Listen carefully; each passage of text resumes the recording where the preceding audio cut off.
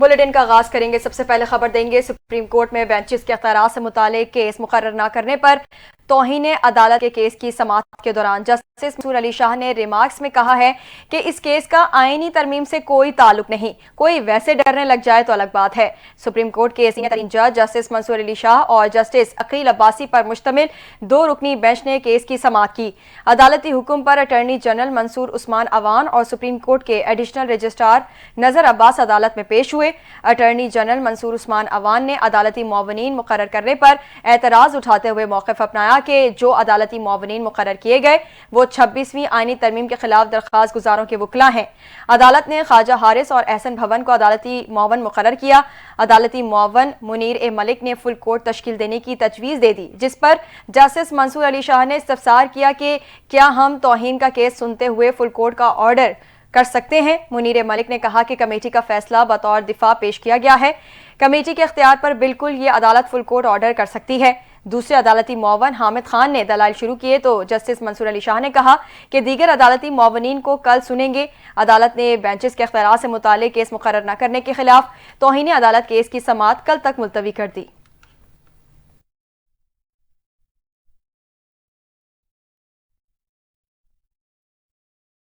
وزیر اعظم شہباز شریف کا کہنا ہے کہ پاکستانی طلبہ کی چین میں جدید زرعی تربیت کا پورا خرچ حکومت پاکستان اٹھائے گی۔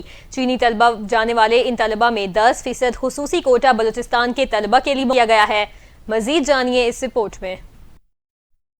وزیر اعظم شہباز شریف کی زیر صدارت چین جانے والے پاکستانی طالب علموں سے متعلق جائزہ اجلاس۔ شہباز شریف نے زرعی شعبے کی تربیت کے لیے بھیجے جانے والے طلباء کے انتخاب میں شفافیت اور میرٹ کو اولین ترجیح دینے کی ہدایت کر دی۔ انہوں نے پورٹل سے درخواستوں کی اسکروٹنی کے دوران سلیکشن سے متعلق شکایات کے ازالے کے لیے کمیٹی بنانے کی بھی ہدایت کی۔ شہباز شریف نے کہا کہ چین پاکستان کا دیرینہ دوست ہے جس کی زرعی شعبے میں ترقی بے مثال ہے۔ اپنے دورے کے دوران چینی قیادت سے زرعی شعبے میں پاکستانی طلباء کی جدید تربیت کی درخواست کی تھی۔ انہوں نے کہا کہ اللہ کے فضل سے بہت جلد طلباء کا پہلا بیچ زراعت کے شعبے میں جدید تربیت کے لیے چین روانہ ہوگا۔ پاکستانی طلباء کی چین میں جدید زرعی تربیت کا پورا خرچ حکومت پاکستان اٹھائے گی۔ چین جانے والے ان طلباء میں 10% خصوصی کوٹا بلوچستان کے طلباء کے لیے مختص کیا گیا ہے۔ چین کے شکر گزار ہیں کہ انہوں نے پاکستانی طلباء کو چین میں زراعت کی جدید تربیت کا موقع دیا۔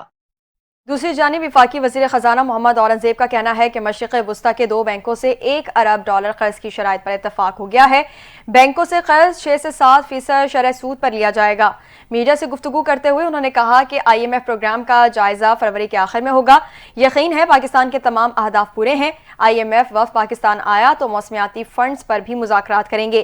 وفاقی وزیر خزانہ محمد اورنگزیب اور تیونس کے وزیر خارجہ کے درمیان غیر رسمی ملاقات ہوئی۔ ملاقات عالمی اقتصادی فورم کی سالانہ میٹنگ کے موقع پر ہوئی۔ 2 طرفہ تعلقات کے فروغ سمیت مختلف شعبوں میں تعاون کے امکانات پر گفتگو ہوئی۔ مختلف شعبوں میں تعاون کو مزید مضبوط بنانے کے عزم کا بھی اظہار کیا گیا۔ وفاقی وزیر خزانہ محمد اورنگزیب اور سعودی نیشنل بینک کے چیئرمین سعید بن محمد الغمادی کے درمیان بھی ملاقات ہوئی۔ وزیر خزانہ نے پاکستان کی اقتصادی ترقی اور بین الاقوامی مالیاتی درجہ بندی میں بہتری سے آگاہ کیا۔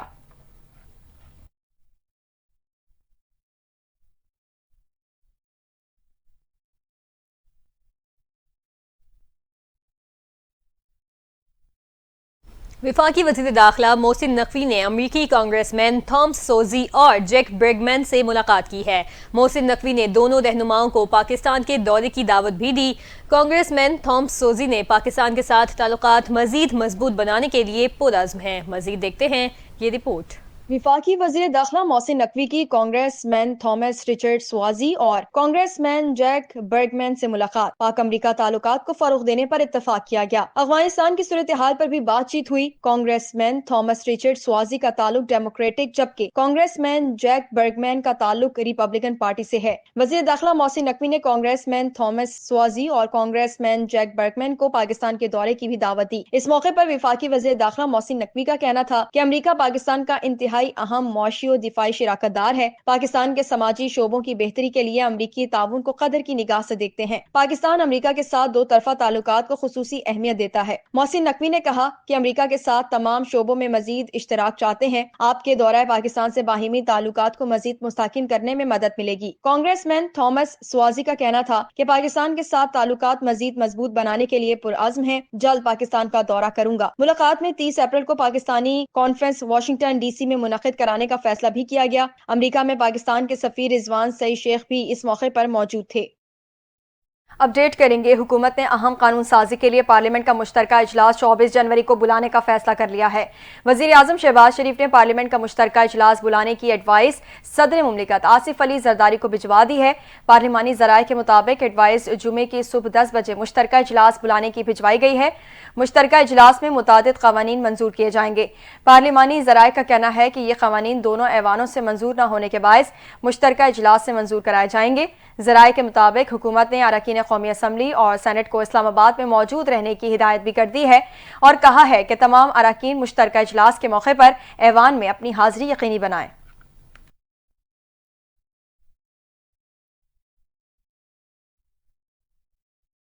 اپڈیٹ کریں گے، حکومتی مذاکراتی کمیٹی نے اپوزیشن کے تحریری مطالبات کا جائزہ لینے کے بعد ان کا باقاعدہ جواب تیار کرنے کا فیصلہ کر لیا ہے۔ جوڈیشل کمیشن بنایا جائے گا یا نہیں، اس کا تعین حکومتی سب کمیٹی کرے گی۔ حکومتی مذاکراتی کمیٹی کے ترجمان سینیٹر عرفان صدیقی نے کہا کہ پی ٹی آئی کے 9 مئی اور 26 نومبر پر جوڈیشل کمیشن سمیت دیگر مطالبات پر 7 روز میں تفصیلی جواب دیں گے۔ تاہم جوڈیشل کمیشن کے قیام سے متعلق کوئی حتمی فیصلہ نہیں ہوا۔ اسپیکر قومی اسمبلی سردار ایاز صادق کی صدارت میں حکومتی مذاکراتی کمیٹی کا اجلاس اسپیکر چیمبر میں منعقد ہوا۔ پی ٹی آئی کے ساتھ مذاکرات کے لیے قائم حکومتی مذاکراتی کمیٹی کے اجلاس میں اپوزیشن کے تحریری مطالبات کا جائزہ لیا گیا۔ اجلاس میں وزیر قانون اعظم نذیر تارڑ نے اپوزیشن کے چارٹر آف ڈیمانڈ کے ایک نقطے پر کمیٹی کو بریفنگ دی، جبکہ حکومتی مذاکراتی کمیٹی کا اجلاس کل بھی جاری رکھنے پر اتفاق ہوا۔ حکومتی کمیٹی کے اجلاس کے بعد مسلم لیگ نون کے رہنما رانا ثناء اللہ نے بھی میڈیا سے گفتگو کرتے ہوئے کہا کہ ایک سب کمیٹی بنائی ہے جو پی ٹی آئی کے چارٹر آف ڈیمانڈ کا جائزہ لے رہی ہے۔ یہ سب کمیٹی پی ٹی آئی کے مطالبات کا جواب تیار کرے گی۔ اپوزیشن سے ہونے والے آئندہ مذاکرات میں ہم پی ٹی آئی کے مطالبات پر حکومتی موقف دیں گے۔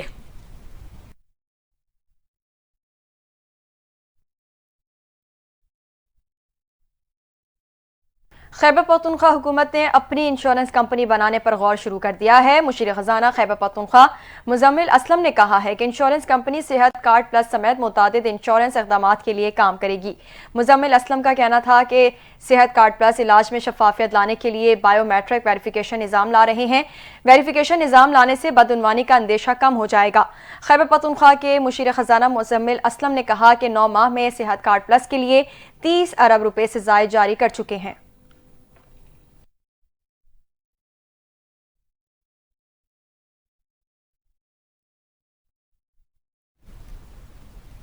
آپ کو بتائیں کہ مشیر اطلاعات Khyber Pakhtunkhwa barrister doctor safe کا کہنا ہے کہ نواز شریف رائے ونڈ میں بیٹھ کر فوج کی مانیٹرنگ بند کریں۔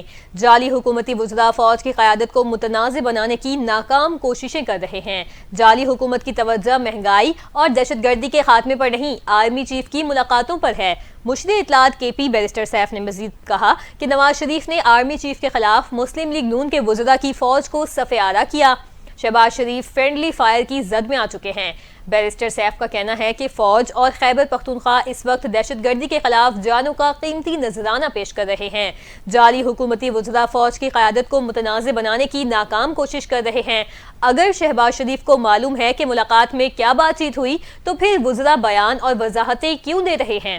بیرسٹر سیف نے مزید کہا کہ جعلی حکومت کی توجہ مہنگائی اور دہشت گردی کے خاتمے پر نہیں، آرمی چیف کی ملاقاتوں پر ہے۔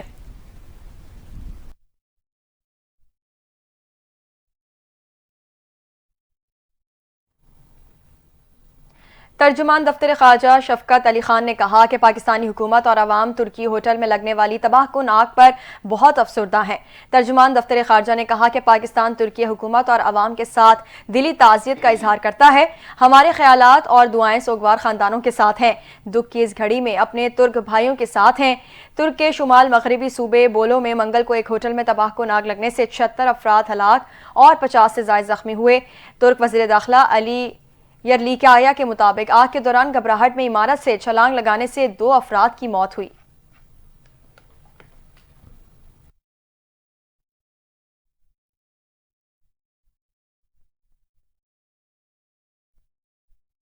اب بات کریں گے کدم میں قیام امن کی، تو اس کے لیے کلیئرنس آپریشن جاری ہے۔ کدم کے علاقے بگن میں جاری آپریشن کے دوران بڑی تعداد میں غیر قانونی ہتھیار برآمد کر لیے گئے ہیں۔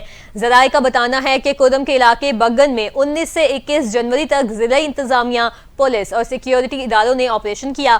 آپریشن کے دوران بڑی تعداد میں غیر قانونی ہتھیار برآمد ہوئے۔ ذرائع کے مطابق مقامی عمائدین اور لوگوں نے آپریشن کے دوران تعاون کیا، معلومات کی فراہمی کو یقینی بنایا۔ کامیابی علاقے میں دیر پا امن کے قیام اور جرائم پیشہ عناصر کے خاتمے کی طرف ایک اہم قدم ہے۔ ذرائع کا کہنا ہے کہ فریقین کے دستخط شدہ معاہدے کے مطابق شر پسندوں کے خلاف بلا تفریق کارروائی ہوگی۔ علاقے میں ممکنہ طور پر سامان رسد لے کر آج قافلہ پارا چنار کے لیے روانہ ہوگا۔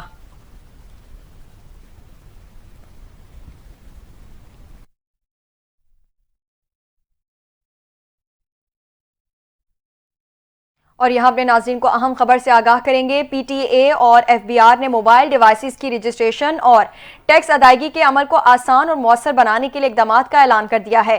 اسی پر مزید تفصیلات جانتے ہیں۔ ہمارے ساتھ لائن پر اس وقت ڈپٹی بیورو چیف اسلام آباد فائز چغتائی موجود ہیں۔ جی فائز، آگاہ کیجیے گا۔ جی بہت شکریہ آپ کا۔ Pakistan telecommunication authority, P T A اور federal board revenue F B R نے ڈیوائسز آئیڈینٹیفیکیشن، رجسٹریشن اور بلاک سسٹم کے تحت موبائل ڈیوائسز کی رجسٹریشن اور ٹیکس ادائیگی کے حوالے سے عوام میں شعور اجاگر کرنے کے لیے اقدامات اور مزید تیز کر دیے ہیں۔ رجسٹریشن کے عمل کا ایف بی آر کا عائد کردہ ٹیکسز اور ڈیوائسز کی ادائیگی کے بعد پی ٹی اے کی تکنیکی تقاضوں کی تصدیق سے مکمل کیا جاتا ہے۔ عوام سے یہ گزارش کی جاتی ہے کہ پی ٹی اے سے منظور شدہ ڈیوائسز ہی خریدی جائے تاکہ کسی بھی قسم کی پریشانی سے بچا جائے۔ جی بہت شکریہ فائز، تفصیلات سے آگاہ کرنے کے لیے۔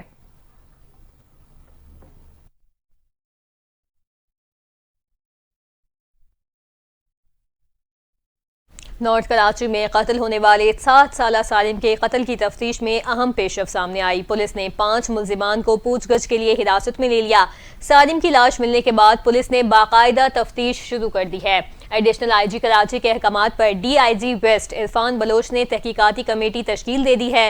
حراست میں لیے گئے افراد میں سالم کے قریبی رشتہ دار اظہر، 2 چوکیدار، معلم اور وال مین شامل ہیں۔ گارڈن سے لاپتہ ہونے والے 2 کمسن بچے پولیس نے ان کا 1 ہفتے بعد بھی سراغ نہ لگایا۔ 4 سالہ آلیان اور 6 سالہ علی رضا کے والدین غم سے نڈھال ہیں۔ لاپتہ دونوں بچے گھر کے باہر کھیل رہے تھے۔ کم سن بچوں کے اغوا کی بھی سی سی ٹی وی فوٹیجز منظر عام پر آ چکی ہیں۔ نامعلوم مرد اور ایک خاتون بچوں کو لے کر فرار ہوئے تھے۔ علی رضا کے والدین کا کہنا ہے کہ صاف تصویر بھی مل گئی ہے۔ ملزمان کی ہم خود بھی تلاش کر رہے ہیں، بس کسی بھی طرح ہمارے بچے مل جائیں۔ پولیس کا کہنا ہے کہ لاپتہ دونوں بچوں کی تلاش جاری ہے۔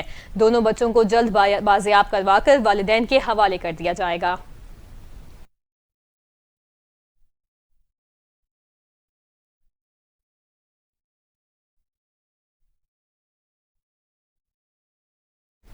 ترکی کے شہر میں واقع 12 منزلہ گرینڈ کارٹل ہوٹل کے ریسٹورانٹ میں خوفناک آتش زدگی سے 76 افراد جاں بحق ہو گئے ہیں، جبکہ 50 سے زائد زخمی ہوئے۔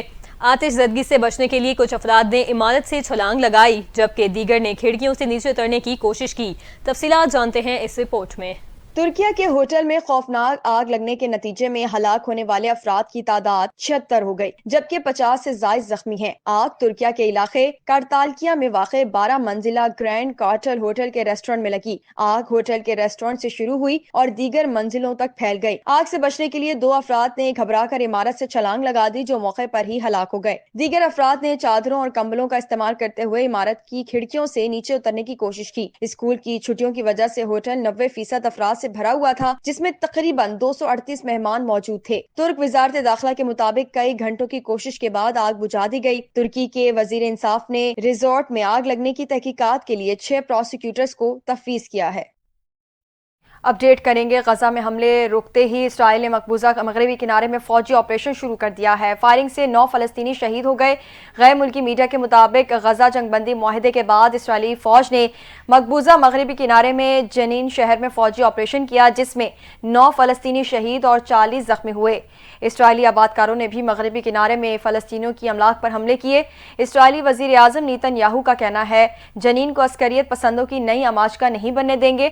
हमास के रहनुमा ज़हीर जबाने ने कहा कि गजा की तरह मकबूजा किनारे में भी नेतन्याहू को शिकस्त देंगे। दूसरी जानिब गजा में बेघर फलस्तीनियों ने तबाह हाल इलाकों की तरफ वापसी की। इमदादी सामान और ईंधन के ट्रकों की आमद भी जारी रही। रिपोर्ट के मुताबिक इसराइली बमबारी से तबाह इमारतों के मलबे से मजीद 72 लाशें बरामद हुई हैं।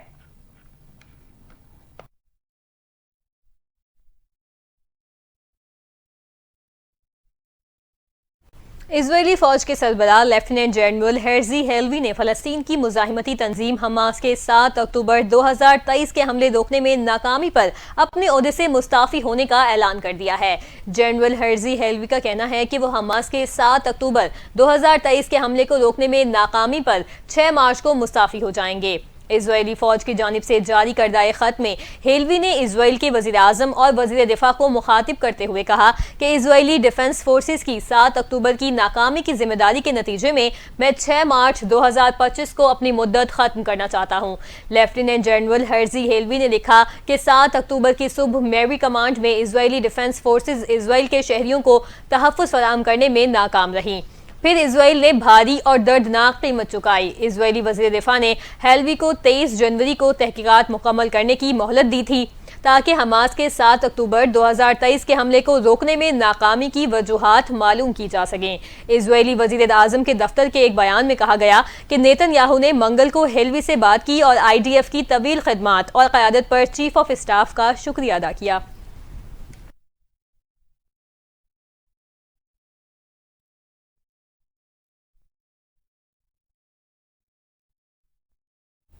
खबर देंगे। अफगान हुकूमत ने अमेरिका के 7 कैदियों के तबादले का ऐलान कर दिया है। अफगान वजारत खारजा की जानिब से जारी बयान में कहा गया है कि अमेरिका में कैद अफगान जंगजू खान मोहम्मद अमरीकी शहरियों के बदले रिहाई पाने के बाद वतन वापस पहुंच गया है। खान मोहम्मद तकरीबन 2 दिहाइयां कबल अमेरिका में गिरफ्तार होने के बाद उम्र कैद की सजा काट रहा था। उस पर दहशतगर्दी और मुनशियात की फरोख्त का इल्जाम था। अफगान वजारत खारजा का कहना है कि अमेरिका के साथ अफगान कैदी की रिहाई की डील कतर की सालिसी में हुई। अफगान कैदी की रिहाई के बदले रिहा किए जाने वाले अमरीकी शहरियों की तादाद वाज़ेह नहीं की, ताहम अमरीकी मीडिया के मुताबिक अफगान कैदी की रिहाई के बदले 2 अमरीकी शहरियों रॉयन कॉर्बेट और विलियम मैककेंटी को रिहा किया गया।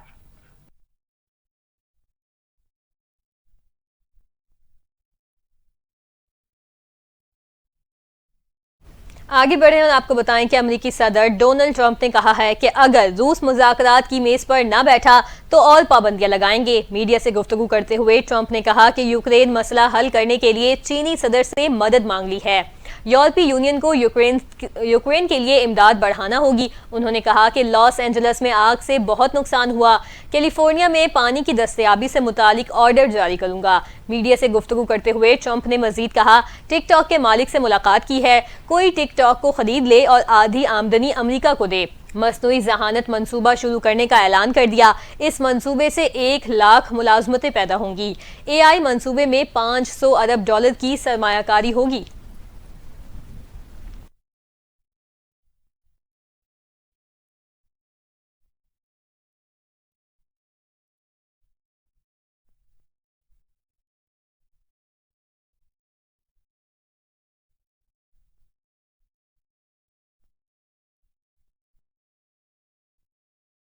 अमेरिकी सदर डोनाल्ड ट्रंप कहते हैं, टिकटॉक मुझे पसंद है और मैं चाहता हूं कोई अमेरिकी इसे खरीद ले। अगर इलॉन मस्क लेना चाहें तो मैं डील करवा दूंगा। इसी हवाले से देखते हैं ये रिपोर्ट।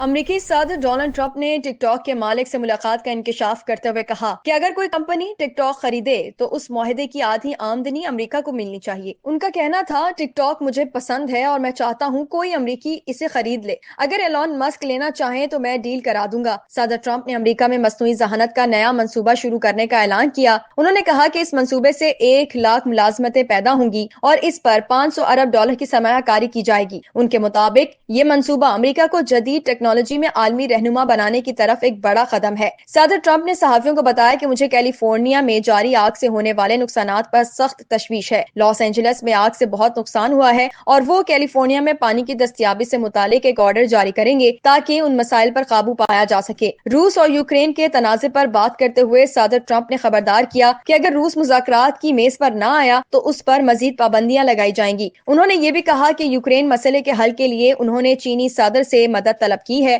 H1 वीजा प्रोग्राम के हवाले से सदर ट्रंप ने कहा, इस प्रोग्राम से बेहतरीन और काबिल अफराद अमेरिका आएंगे जो मुल्क की तरक्की में अहम किरदार अदा करेंगे। दूसरी जानिब अमरीकी सदर डोनाल्ड ट्रंप ने गैर कानूनी तारकीन वतन को बेदखल करने का फैसला कर लिया है। ब्लूमबर्ग के मुताबिक भारत अमेरिका में गैर कानूनी रिहाइश पजीर 18,000 भारतीयों को वापस बुलाएगा।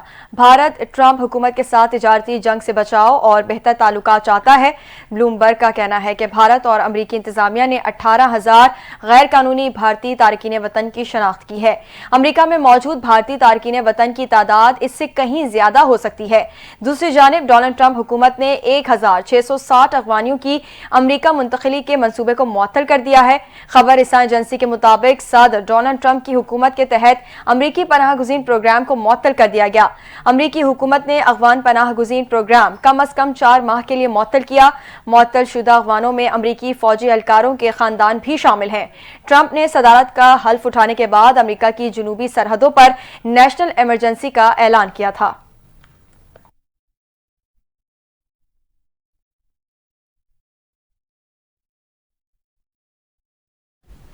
आपको बताएं कि आईसीसी चैंपियंस ट्रॉफी के लिए पाकिस्तानी स्क्वाड को हतमी शक्ल देने के लिए मुशावरत जारी है। ओपनर साइम अयूब की फिटनेस पर सवालिया निशान बरकरार है। जराये के मुताबिक 19 फरवरी से शुरू होने वाली चैंपियंस ट्रॉफी से कबल पाकिस्तानी टीम ने होम ग्राउंड पर ही सैफरीकी सीरीज भी खेल ली है। साइम अयूब की फिटनेस पर सवालिया निशान बरकरार है और यही वजह है कि इनसे मुतालिक अभी कोई फैसला नहीं हो सका।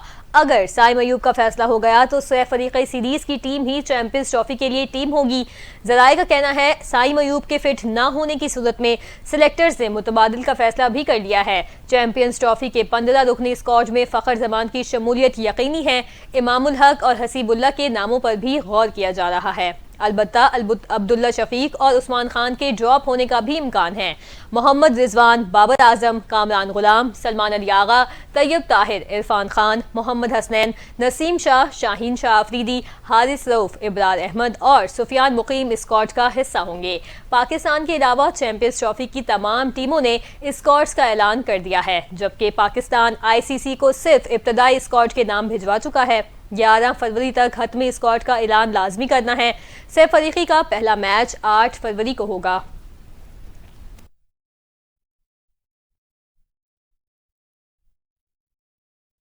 Pakistan super league franchise Peshawar Zalmi और कुवैत क्रिकेट के दरमियान एमओयू पर दस्तखत हो गए। एक्सचेंज प्रोग्राम के तहत पाकिस्तानी प्लेयर्स भी कुवैत की टीम की नुमाइंदगी करेंगे। पेशावर ज़ल्मी खैबर पख्तूनख्वा के नौजवान क्रिकेटर्स को सलाहियतों के इजहार का मौका और हर मुमकिन सहूलियात फराहम करती रहेगी। पेशावर ज़ल्मी के चेयरमैन जावेद आफरीदी का एक बार फिर अज़्म हयाताबाद स्पोर्ट्स कॉम्प्लेक्स पेशावर ज़ल्मी के चीफ ऑपरेटिंग ऑफिसर मियां अब्बास लाइक और कुवैत क्रिकेट के डीजी साजिद अशरफ ने एमओयू पर दस्तखत किए। इस मौके पर मोहम्मद यूसुफ, मोहम्मद इकराम भी मौजूद थे। पेशावर में होने वाले टैलेंट हंट और ट्रायल से कुवैत क्रिकेट टीम के लिए खिलाड़ियों का चुनाव भी किया गया। ज़ल्मी के रवामा होने वाले ट्रायल्स की shortlist 100 cricketers Kuwait cricket team के लिए होने वाले ट्रायल्स में शरीक हुए।